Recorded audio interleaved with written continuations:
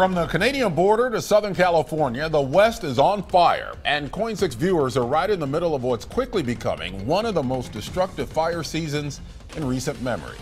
Welcome to KOIN 6 News at noon. I'm Ken Body. And I'm Jenny Hansen. Now, at this hour, several large fires are burning that have already destroyed homes and blackened more than 200,000 acres in Washington and Oregon. And the weather is not going to do us any favors. It is about to get hotter. Now, Sally will join us in a minute to talk about more record heat and all the smoke in the air. First, we'll check in with conditions on the fire lines right now. There are 3 big fires burning in eastern Oregon that we have our eyes on.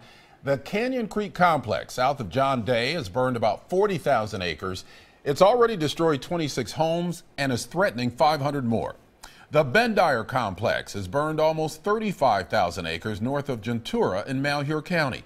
And the massive Cornet Windy Ridge fire, which we will update in just a minute. Now, the biggest and most dangerous fire closer to the metro area continues to be the County Line 2 fire that's burning on the Warm Springs Indian Reservation. That is threatening almost 1,000 homes.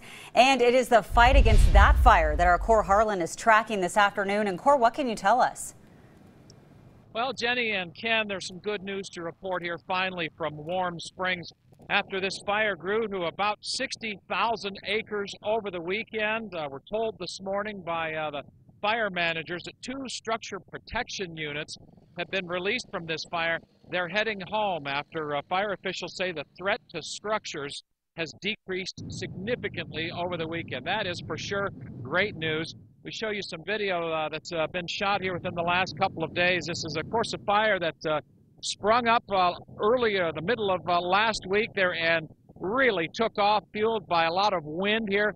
And I can tell you, driving over here on Highway 26 for about 15 or 20 miles to the west of Warm Springs, everything you see out there is just charred and blackened for as far as the eye can see. It's mostly, again, lower grade fuels, dry brush and a few juniper trees out there. But again, the threat to structures has decreased significantly as a result of the work that firefighters are doing here. We're told that they are monitoring hot spots, doing a little bit of mop-up here. Fire continues to burn, although it's way to the east of here, over the hills, back here in the sooty area here of Canida. 25% containment on this fire, Jenny and Ken.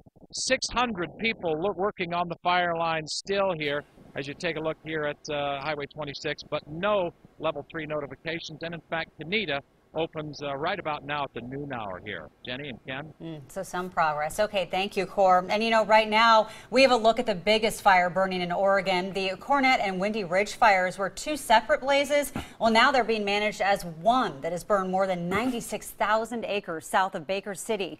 At last check, 25 structures, including 4 homes, have been destroyed.